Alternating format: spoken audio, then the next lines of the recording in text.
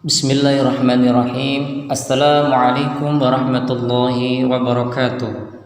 Alhamdulillah, wassalatu wassalamu ala rasulillah wa ala alihi wa sahbihi wa man wala. La hawla wa la quwwata illa billah, amma ba'du.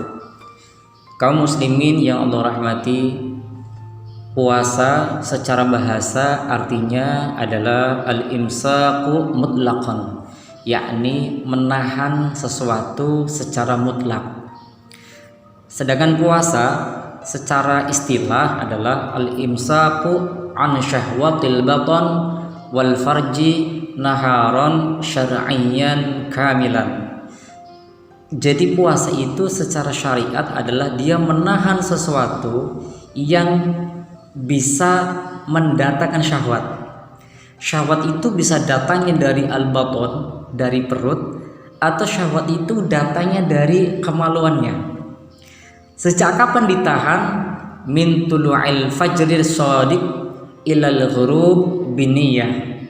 Ditahan sejak mulai munculnya fajar shadiq, kemudian berakhir ketika tenggelamnya matahari. Itu secara syariat. Jadi puasa itu sesungguhnya adalah menahan sesuatu yang bisa menimbulkan syahwat, keinginan. Seperti apa? Makan, minum, hubungan badan. Ini adalah salah satu bentuk-bentuk dari syahwat yang munculnya dari perut dan farji. Maka di dalam satu kitab Fathul Qoribul Mujib yang ditulis oleh As-Sayyid Ali Al-Maliki Al-Hasani rahimahullah, beliau pernah menulis beberapa hikmah keutamaan puasa. Salah satunya adalah tasfiyah mar'atul qalbi. Jadi puasa itu, kata beliau, bisa membersihkan hati, ya, bisa membersihkan hati. Jadi seperti cermin.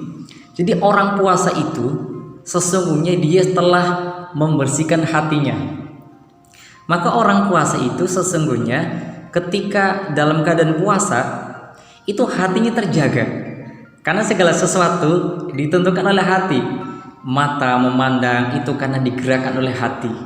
Lisan berucap itu kan digerakkan oleh hati.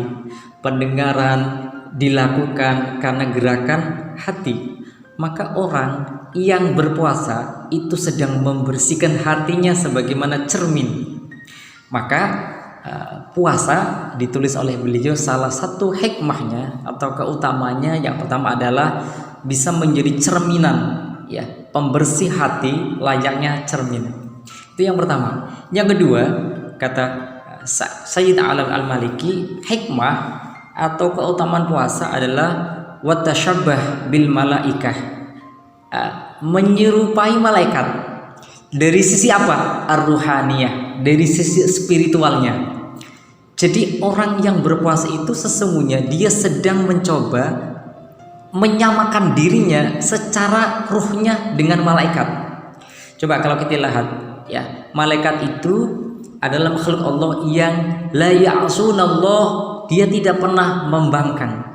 Apa yang diperintah oleh Allah kepada malaikat langsung dilakukan. Dan orang puasa itu kedudukannya secara rohnya itu disamakan dengan malaikat.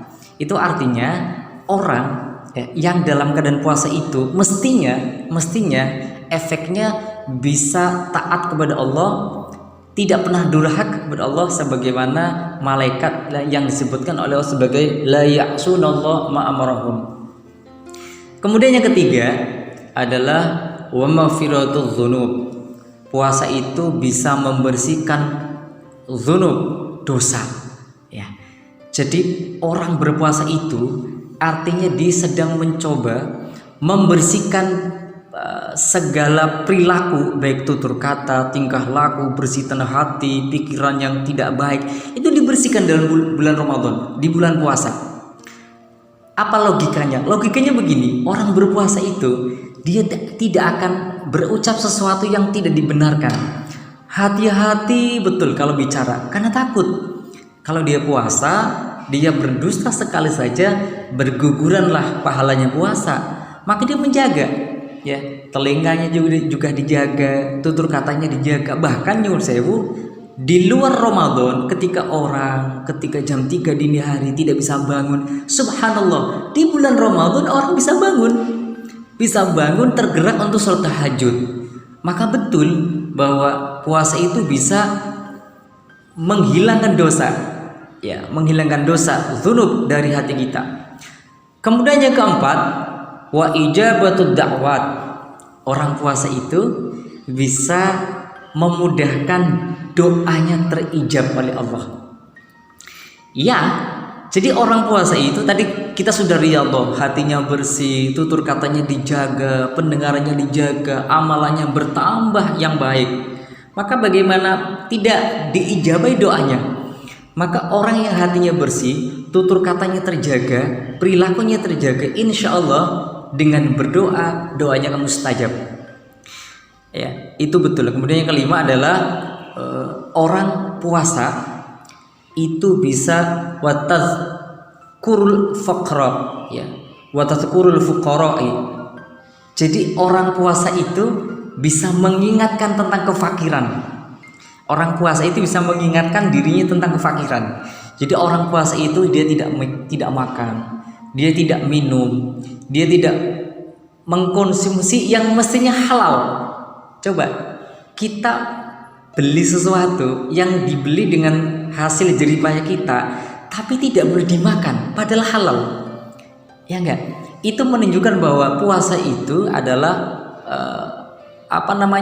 mendekatkan kita dengan orang-orang fakir. Jadi dengan kita puasa, kita tidak bisa makan, kemudian capek, kemudian kita lesu, kemudian kita juga lapar, dahaga dan seterusnya. Maka di waktu yang bersamaan kita akan mengingat diri kita tentang bagaimana keadaan orang-orang fakir yang beginilah rasanya orang yang tidak bisa makan, tidak bisa minum. Wallahu a'lam. Wassalamualaikum warahmatullahi wabarakatuh.